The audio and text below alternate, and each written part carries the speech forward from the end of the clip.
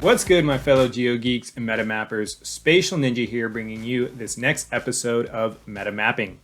And today we're talking about AI-generated map images and Bitcoin Ordinal NFTs. So let's get it. So over the past years, we've heard a lot about AI and machine learning and all the different use cases and applications of it. More recently, something called ChatGPT has kind of taken the world by storm. We've all seen how ChatGPT can help us from writing different types of blogs or articles to answering questions, and the emergence of using that AI assistance in your everyday life. So one thing that I've come across and started to play with is AI generated images, and not just creating a PFP or profile picture, but using some of these AI training libraries to generate different types of maps and see the cartography and what is actually being produced by these engines. One of those engines is called Midjourney. So I've got an article here that talks about what Midjourney is. Midjourney, the Gothic AI image generator challenging the art industry. So Midjourney is a pretty cool engine that allows you to type in a prompt and then get an image that is created by the AI returned back. So the article says here that we are inundated with artificial intelligence platforms these days. As we said, things like ChatGPT, offering everything from perfect replica of your voice through to lengthy poems and black holes created in seconds. But where this whole movement started was with images. So following the huge success of OpenAI's DALL-E 2, there has been a sudden rush of AI programs looking to turn the layman into modern day Picasso. So OpenAI releases these trained models for different things. ChatGPT, which is that text-based model that was released under OpenAI. DALL-E 2 is another model for image generation that has been created by the open source OpenAI. So what specifically is Midjourney and how does it take advantage of some of those machine learning models for image creation? So Midjourney is one of many AI image generators that have emerged recently. So unlike DALL-E 2 or some of its other competitors, Midjourney offers a more dreamlike arty style to your requests. So just the style of art that gets returned. As the brand's website states, it aims to explore new mediums of thought and expanding the imaginative powers of the human species. So Midjourney asks you for an input or a worded prompt for an image. For example, a fox wearing a hat in the style of Roald Dahl illustration, and in a few seconds you'll be returned multiple attempts of this image. So here we can see kind of an example of one of those kind of dreamy, artistic types of images returned by Midjourney. So can you use Midjourney? The answer is yes. So you can sign up and start using Midjourney today. Midjourney works slightly different than most AI tools. While you can sign up directly through the company's website, using the software will require you to download and use Discord. So one of the differences here between Midjourney and others is that there's a Discord bot that you can leverage to generate these different types of images. So how specifically does Midjourney work? While the majority of AI image generators with public source code generate these images through a process known as diffusion, essentially these models work by adding noise to an image, reducing it to a pixelated mess. So it does kind of a repetitive process, and it then learns to recover this data by reversing the noising process. This process is repeated over and over again, training the model to add noise and then remove it again. The model can then apply a denoising process to create realistic images by making small variations to the image. So even some of this is a bit over my head here. But this is paired with the model's understanding of the relationship between an image and the text used to describe it, helping AI image generators to understand what you are asking for with your prompt. So it basically is just repeating itself with this noising process. And as you'll see, when you create some of these images, it actually takes a while for that image to start to clear up because of this noising process as it's training and learning to generate your final images. So I've been playing around with Midjourney for a little bit here, just seeing what it can do, creating different types of images. But more recently, I wanted to see how it could create different types of maps. So let's jump into Discord here. I'm actually in the Midjourney Discord server, and I have access to Midjourney. And so I can come in and do a / imagine and then give this thing a prompt. So for example, as we see others kind of putting in their prompts here, create me a, let's say, blue map that looks like a Google map, and hit enter. So this will now prompt Midjourney to start to create this image. We have to wait here for it to start. So we'll give this just a minute or two here.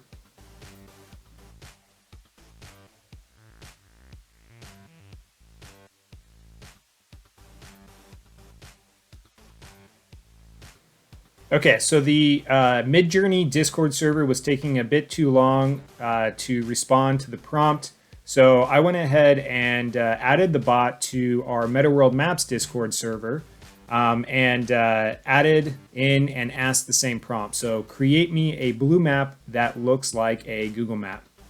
So we can see it working here as it goes through this noising process to generate these images. So this is where we can see kind of the fuzziness start to get more and more clear as we get closer to 100% complete.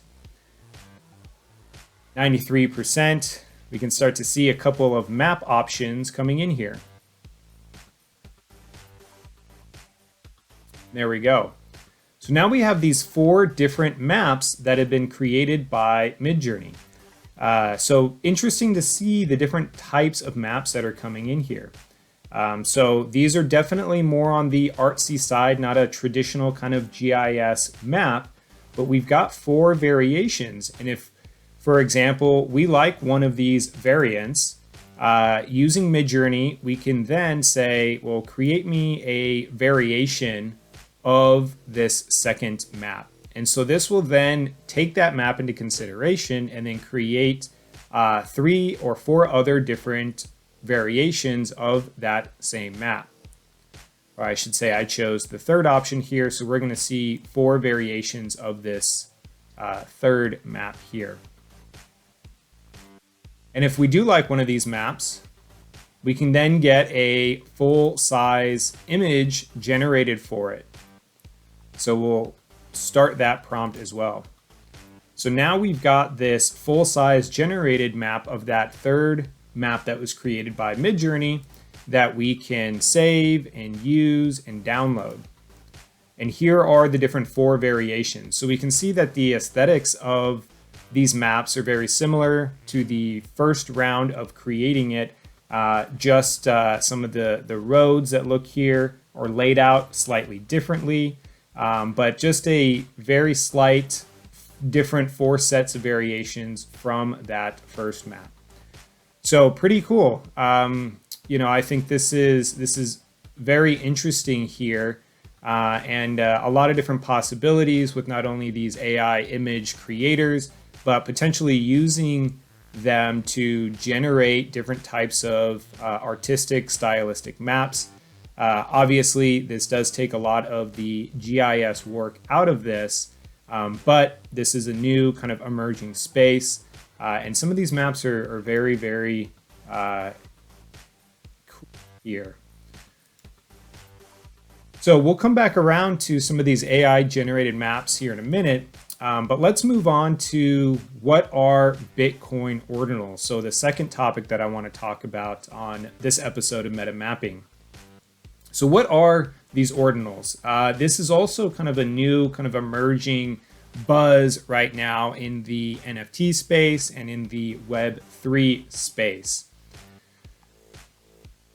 So if you're not familiar with Bitcoin ordinals, they are sats or satoshis that have been ordered and inscribed with a piece of information such as a text or an image. This piece of information makes the sat unique and turns it into a de facto NFT. So for example, here's an easy to understand analogy. So imagine that you have two $1 bills. Both are completely fungible and have a serial code, which allows you to identify each dollar bill as unique. But if one bill was signed by Muhammad Ali and George Foreman, it becomes a dollar NFT of sorts. You could still spend it as a regular dollar, but the signature makes that bill's value skyrocket. So a fungible token is like a dollar bill. Right? A dollar equals a dollar equals a dollar. I could trade you a dollar and get a dollar in return. They are fungible. They are the same. A non-fungible token means that no same token is the same. Each one is unique. So in this example here, right, you've got a dollar, but because it has been signed by Muhammad Ali and George Foreman, that makes it a NFT or a non-fungible token. It's no longer worth a dollar. There's perceived differences between this dollar and a dollar without these signatures. So ordinals work in the same manner as NFTs. They take advantage of the fact that each individual Satoshi can be uniquely identified by its equivalent of a serial code. So how do these ordinals work? So in technical terms, ordinals repurpose codes and use them as envelopes of data inscribed on sats. So as the blockchain is being mined. Since the block size limit on Bitcoin is 4 megs, this is the ceiling for data that can actually be inscribed. So one comment here is that you can't inscribe a lot of data. So if you have a large image, if you have an audio file of a large size or a video, those things can't actually be inscribed directly onto the Bitcoin blockchain as an ordinal because the block size limit is 4 megs. So at the protocol level, sats are still fungible, just like the dollar NFT, you can still spend them. But at a social level, since each inscribed sat would be more unique, it carries that extra piece of information, right? So the perceived value here is that while all sats are still fungible and the same, if you inscribe something onto these ordinals, it makes it unique, and there is perceived value. So how do ordinals really differ from traditional NFTs? The first one is inscription over tokenization.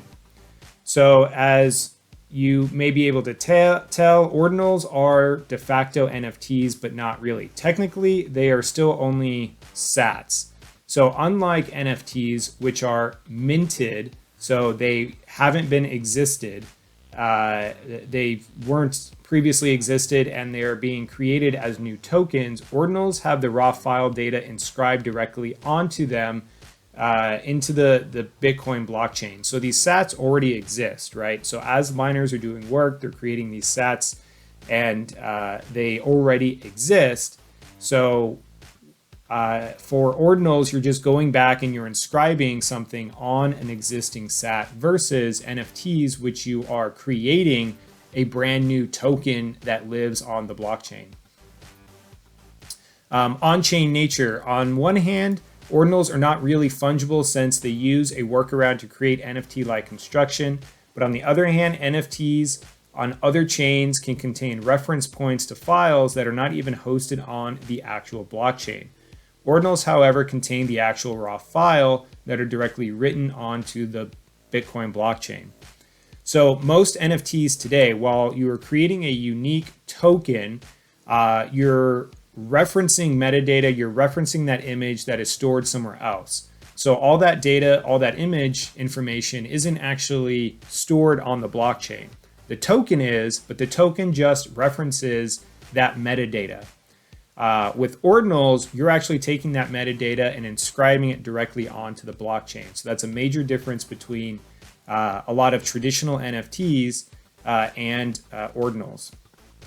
And then the other main difference here is, again, that block size. So you can't really store a ton of information directly onto a Bitcoin ordinal. So like I said, this is kind of a new emerging space. We've seen a lot of folks start to play around and test out creating their own blockchain ordinals. There are some NFTs like these PFP JPEGs that are starting to be written directly onto the Bitcoin blockchain based off of their size. So we do have new ordinals being created every day. Not only these JPEGs, but even just inscriptions. You can take text and words and write them directly onto a Bitcoin Satoshi here.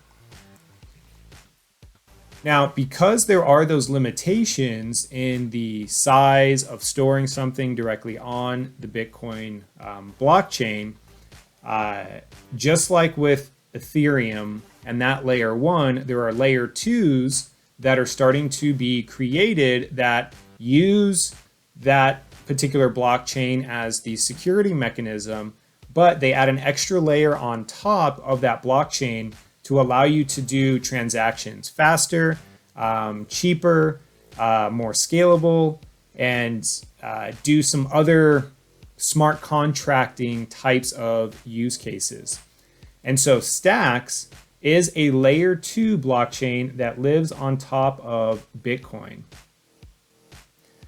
So this is a new kind of layer 2 here. And for some context, Bitcoin prioritizes stability, security, and decentralization. However, its layer 1 lacks some of the core programmability features, features utilized by other leading blockchains. So basically, right, Bitcoin wasn't created as this programmable, blockchain, right? It doesn't have smart contracts natively built on top of it. So these third-party layer 2s like Stacks can actually create a programmable layer 2 on top that allows for smart contracts to be created, which is more in line with like what Ethereum allows for, and then layer 2s like Polygon on top enable. So with Stacks, Bitcoin can become more than just a cryptocurrency. It can becoming a booming ecosystem for Web3, right? So not just a distributed ledger, but you have that distributed ledger technology as your kind of security mechanism to track all those transactions.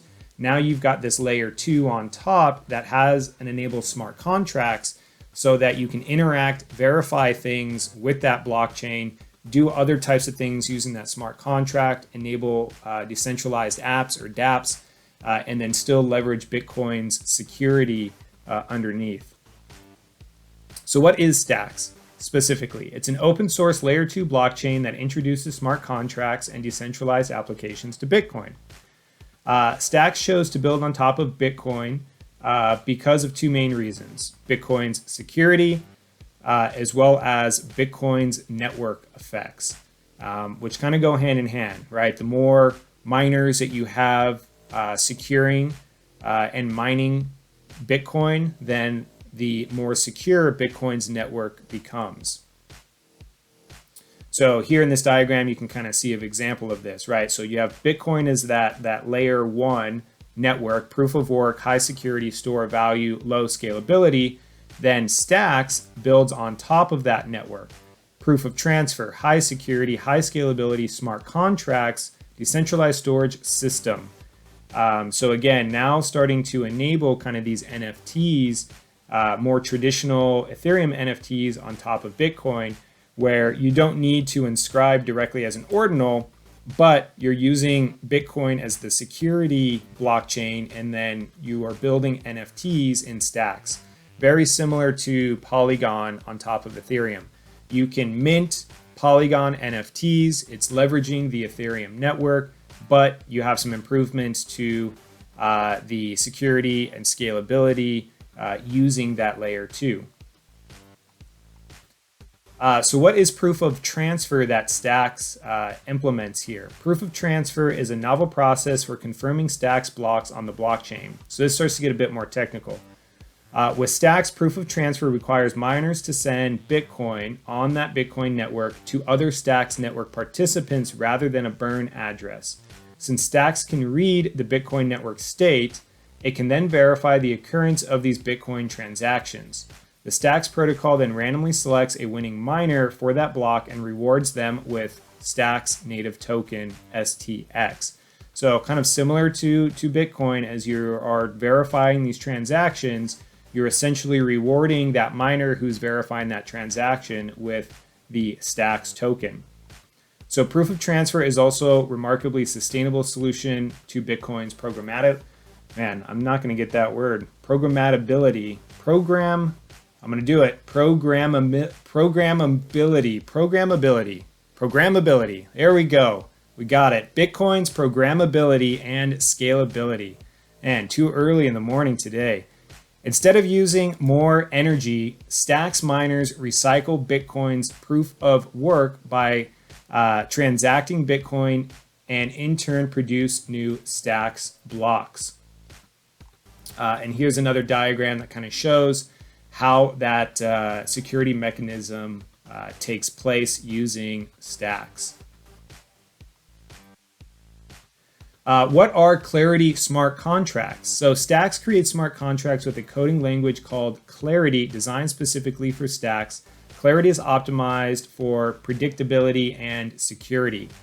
A major benefit of Clarity smart contracts is the ability to read Bitcoin state, meaning that Stacks smart contracts can be triggered based on Bitcoin's base layer transactions.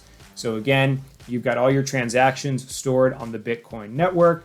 Now you've got these smart contracts that can interact with Bitcoin and verify these transactions. So again, what are smart contracts? Essentially, they are these if-then programs or contracts that live on these blockchain networks. So if this happens, then do this. And so if that you meet that criteria within that smart contract, it verifies that it can be done, it has been done on the blockchain network, then something else can happen. So in the case of NFTs, right, I want to transfer an NFT from me to you. As long as I pay enough of the crypto for that NFT, that smart contract says, yes, this person has enough crypto to pay for this NFT.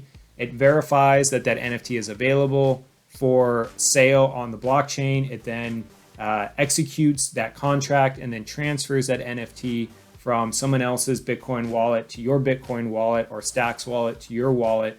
And then the crypto is then transferred to that previous owner.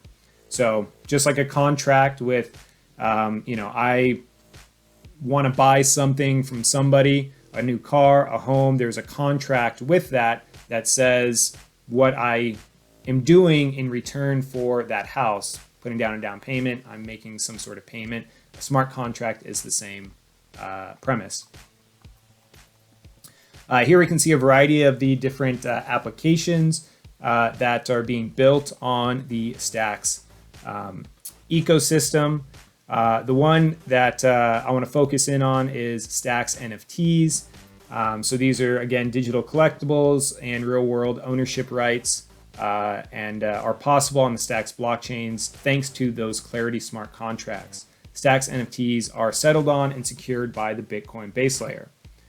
So pretty interesting, again, to see these layer 2s starting to pop up on the Bitcoin network. And with that, I've also started to leverage Stacks NFTs and play around with this layer 2. So here at Meta World Maps, we are creating a new NFT project called BTC Maps. So what we've been doing is actually leveraging Midjourney and creating some of these AI generated maps. We've been providing prompts that are Bitcoin focused and creating these Bitcoin maps as outputs from Midjourney. We've then been taking those and starting to mint them using the Gamma marketplace, which is built on top of Stacks, and minting these as Stacks NFTs. So far we have minted 5 of these BTC maps. Our plan is to set these for auction. So there'll be an auction date where we will be auctioning these NFTs off. And with that, with every NFT that is acquired through this auction, we are also going to be providing kind of a canvas print of these maps. So you'll actually get a nice canvas print of this map that you can hang up on your wall. And that will be kind of signed and inscribed with the NFT token ID. So pretty cool here, creating these different maps using AI and then minting them onto that Stacks layer 2 on top of the Bitcoin blockchain. So if you are into NFTs, if you're into maps and you like this artwork, be sure to follow our Twitter account, Meta World Maps, follow our website, join our Discord, and we'll be providing updates on when the auctions will be going live and some of the other benefits for holders of these Stacks NFTs. So in this episode of MetaMapping, again, I wanted to talk a bit about some AI generated images using Midjourney, as well as introduce you all to Bitcoin Ordinals and a new project from Meta World Maps called BTC Maps. So thanks again for watching this episode. If you've got any comments on anything that was discussed today, please plug those into the comment section below. Like this video, subscribe to our YouTube channel, share this around, and as always, stay mappy, my friends.